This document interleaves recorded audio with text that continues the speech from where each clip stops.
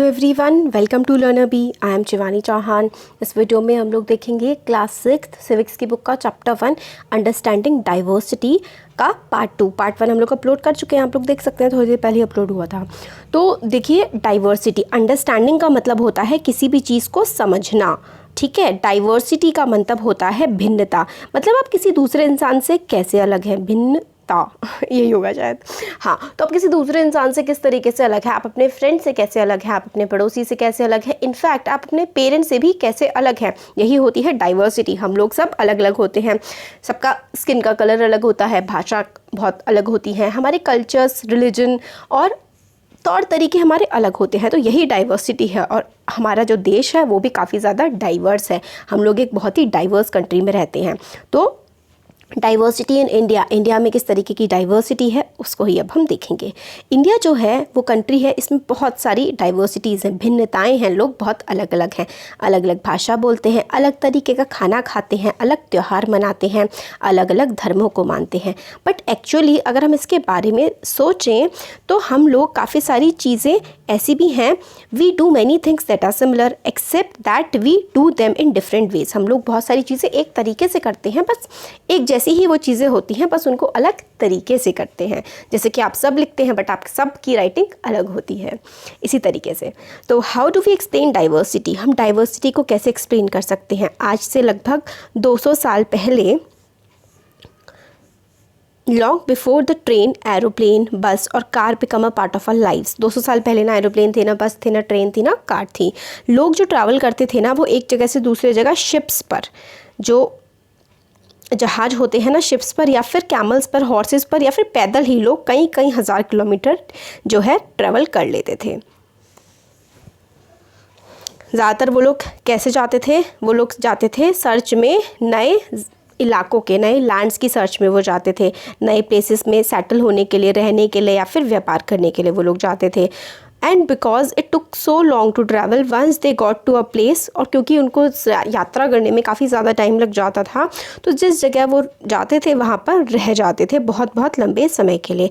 काफ़ी सारे जो होते थे थोड़े टाइम बाद अपने घरों के लिए लौट जाते थे, क्योंकि जिस जगह पर वो आकर के बसे हैं, हो सकता है कुछ समय बाद वहाँ पे सूखा पड़ जाता था या भूखमरी, फेमाइंस हो जाती थी, तो उनको अनफ खाने के लिए नहीं मिलता था। तो लोग खाने की सर्च में भी, अपने खाने की तलाश में भी जगह जगह घूमते थे, और कई बार लड़ाइयाँ हो जाती थी, जंगें हो जाती थी, तो उससे बचने के लिए भी लोग एक जगह से दूसरी जगह जाते थे।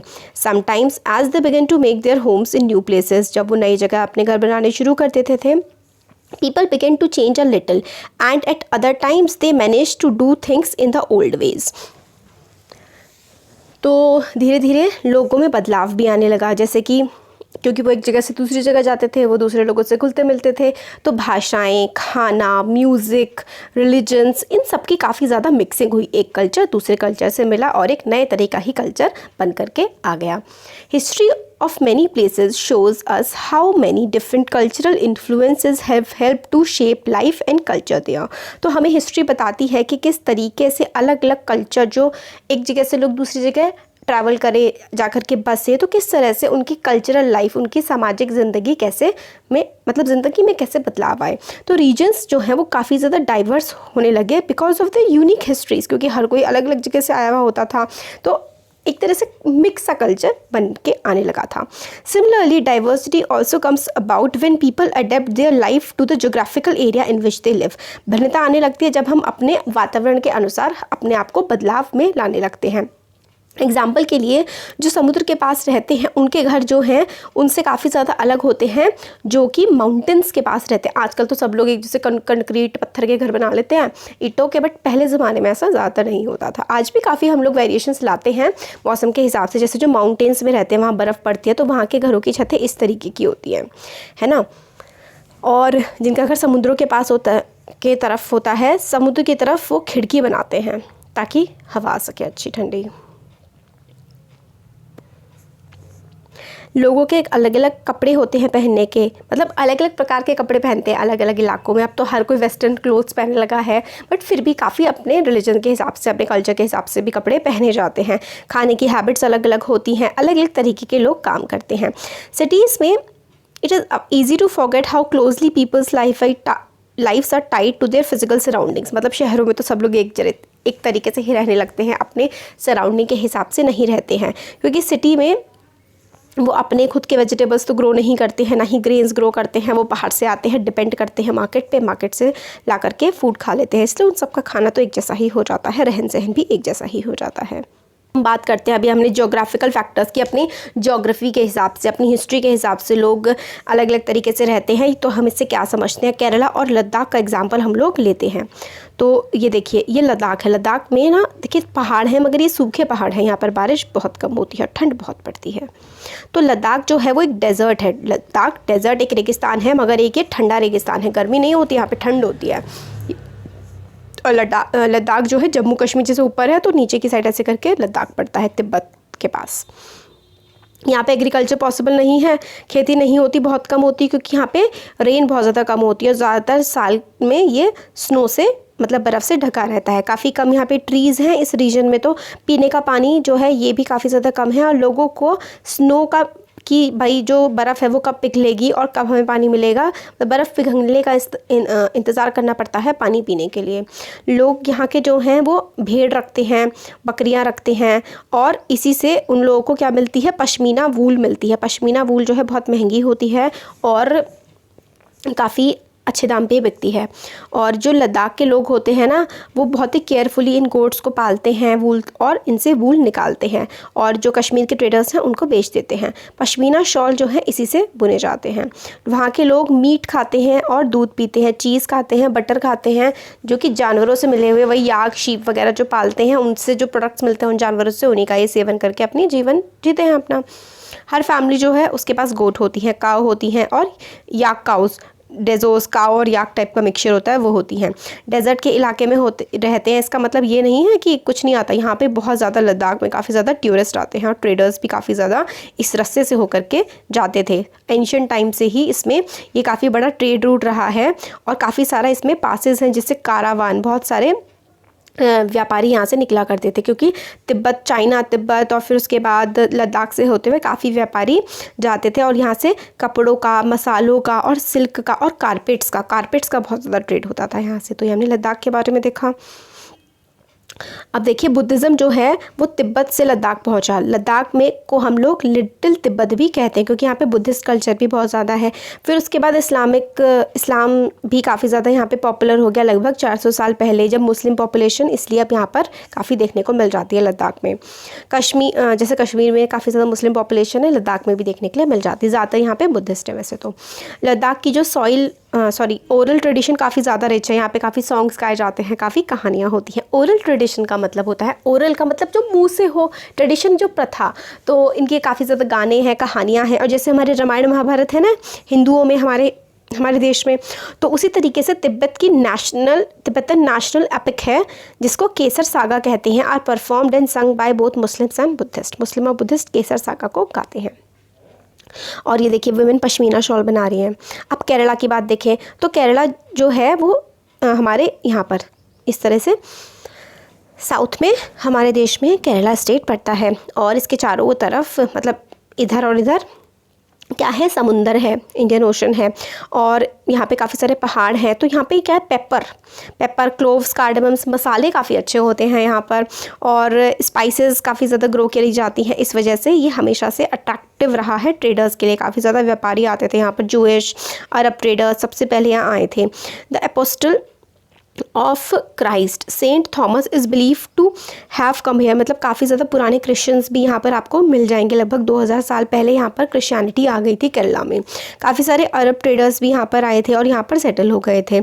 Ibn Battuta who travelled here a little less than 700 years ago, Ibn Battuta ने काफ़ी ज़्यादा ट्रैवल किया था और लगभग 700 साल पहले वो केरल गया था। उसने अपना एक ट्रैवलॉग लिखा है। ट्रैवलॉग का मतलब होता है जो वो घूमने गया था उसका पूरा लिखा है कि कैसे कैसे उसने क्या क्या देखा।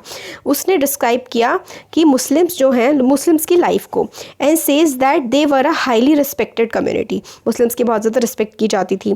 पोर्टुगीज़ डिस्कवर्ड, पोर्टुगीज़ भी यहाँ पर आ गए थे इंडिया, तो यूरोप को रास्ता पता लग गया था इंडिया आने का। और वास्को डिगामा जो है पोर्टुगल था एक, पोर्टुगीज़ जो है वोएजर था वो उसने इंडिया का रास्ता ढूंढ निकाला था। Because of all these various historical influences people जो हैं यहाँ के वो अलग अलग धर्मों को मानते हैं। जुडाइज़म, इस्लाम, क्रिश्चियनिटी, हिंदुइज़्म, बुद्धिज़्म, अलग अलग धर्मों को माना जाता है यहाँ पर, ठीक है। जुडाइज़म जूइश धर्म जो होता है। फ़िशिंग नेट्स जो है यहाँ पे काफ़ी ज़्यादा फ़िशिंग भी होती है, तो फ़िशिंग नेट्स जो है एग्जैक्टली ऐसे लगते हैं जैसे कि चाइना के फ़िशिंग नेट्स होते हैं, इसलिए इसको चीना वाला कहते हैं। यूटेंसिल्स इज़ कॉल्ड चीना चट्टी, तो इसका मतलब ऐसा लगता है कि जो चीन वर्ड है ना ये चाइना के इस्तेमाल किया था और वहाँ से ट्रेडिंग रही होगी। फर्टाइल लैंड है यहाँ पर, क्लाइमेट भी अच्छा है और यहाँ पे राइस उगाई जाती है काफ़ी ज़्यादा और लोग राइस, मछली और वेजिटेबल्स खाते हैं। और यहाँ पे बोटिंग भी काफ़ी ज़्यादा होती है, बोट रेस काफ़ी होती है यहाँ पे ओणम फेस्टिवल के दौरान। तो हम लोगों ने देखा यहाँ पर, देखिए बस थोड़ा सा बचा चैप्टर कंप्लीट होने वाला है कि केरला और लद्दाख काफ़ी ज़्यादा जो है ज्योग्राफिकली काफ़ी ज़्यादा अलग हैं, मगर हिस्ट्री जो है ना दोनों रीजन्स की, इनका कल्चर इन्फ्लुएंस काफ़ी ज़्यादा सेम है। दोनों रीजन्स में चाइनीज़ और अरब ट्रेडर्स आए और केरला की जो जोग्राफ़ी है उसकी जोग्राफ़ी की वजह से वहाँ पर मसाले उगाए जाते हैं और लद्दाख की लोकेशन की वहाँ से की वजह से, क्योंकि वहाँ बहुत ज़्यादा ठंड पड़ती है तो वहाँ पर वूल जो है जानवर पालते हैं उससे वूल निकालते हैं। तो इसलिए हमें पता लगता है कि हिस्ट्री और ज्योग्राफी जो है ना वो कल्चर से काफ़ी ज़्यादा जुड़ी हुई होती है। इन्फ्लुएंस जो होता है ना डाइवर्स कल्चर का, ये हमारे सिर्फ पास्ट की वजह से ही नहीं आता है, हमारी जो प्रेजेंट लाइफ है और जो हम आज कर रहे हैं रोज़मर्रा के जीवन में वो भी हमारे कल्चरल ट्रेडिशन को धीरे धीरे काफ़ी ज़्यादा इफ़ेक्ट करता है और हमारी ज़िंदगी का पार्ट बन जाता है। मतलब सिर्फ पास्ट से नहीं, प्रेजेंट में भी हम जो कर रहे होते हैं वो भी हमारी ज़िंदगी का और हमारे कल्चर का पार्ट बन जाता है। Similarly in our neighbourhoods we live close to people from several communities. हम अपने आसपास के इलाकों में हमारे पड़ोसी अलग अलग धर्म के, अलग जातियों के हो सकते हैं, अलग अलग चीज़ों को मानने वाले हो सकते हैं। हमारी लाइफ में और उनकी लाइफ में जब एक दूसरे से मिलते जुलते हैं तो उनका कल्चर हमारे कल्चर काफ़ी ज़्यादा मिक्स हो जाते हैं, है ना। हमारे कस्टम ट्रेडिशंस काफ़ी चेंज हो जाते हैं। अब यूनिटी इन डाइवर्सिटी, हमने देख लिया हमारे देश में कितनी ज़्यादा भाषाएं, कितने धर्म, कितने इलाके, ज्योग्राफी, हिस्ट्री कितनी ज़्यादा भिन्न है लोगों की। India's diversity has always been recognised as the source of his strength. हम लोग चाहे कितने ही भी अलग हों मगर जो इंडिया की डाइवर्सिटी है उसको हमेशा माना गया है ये हमारी ताकत है।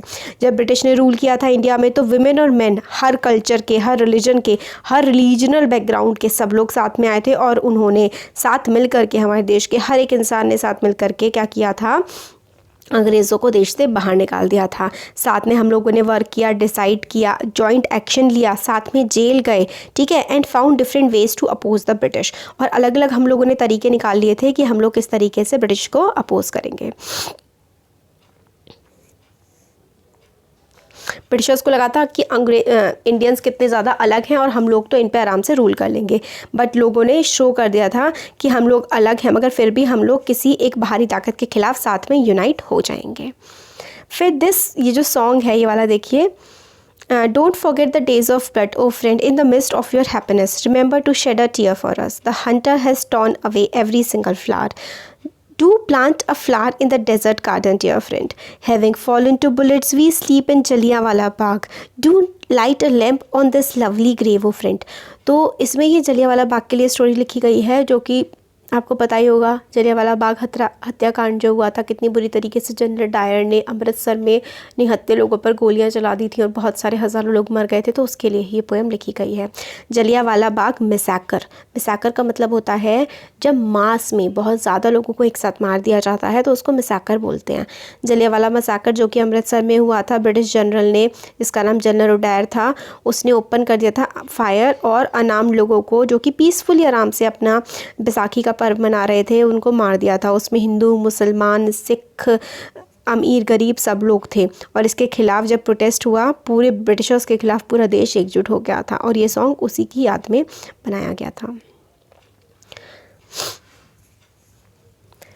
अभी देखिए यहाँ पर पंडित नेहरू जब हमारा देश आज़ाद हुआ तो लोगों को स्पीच दे रहे हैं, भीड़ देखिए, पूरा देश उमड़ के आ गया था।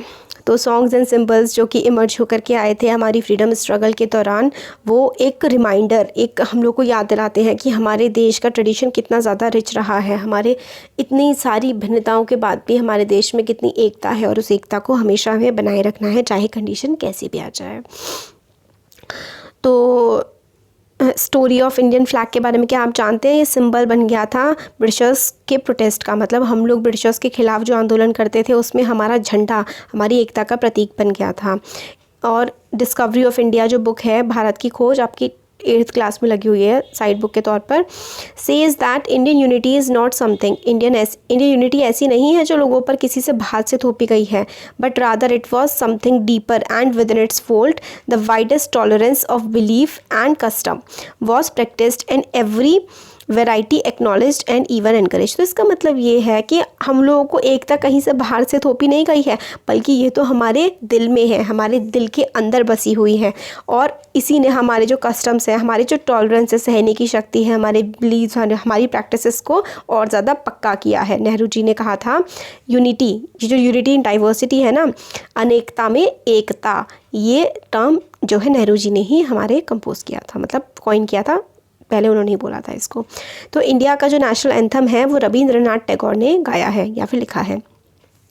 ये अनदर एक्सप्रेशन है हमारी यूनिटी का, किस तरीके से, क्योंकि आपने देखिए पढ़ा होगा ना, यहाँ पे स्टार्टिंग में हम लोगों को दे रखा है क्या है, जनगण मन अधिनायक जय हे भारत भाग्य बताता। तो देखिए यहाँ पे देखिए पंजाब सिंध गुजरात मराठा द्राविड़ उत्कल बंगा विंध्य हिमाचल यमुना गंगा उच्छल जलधि तरंगा।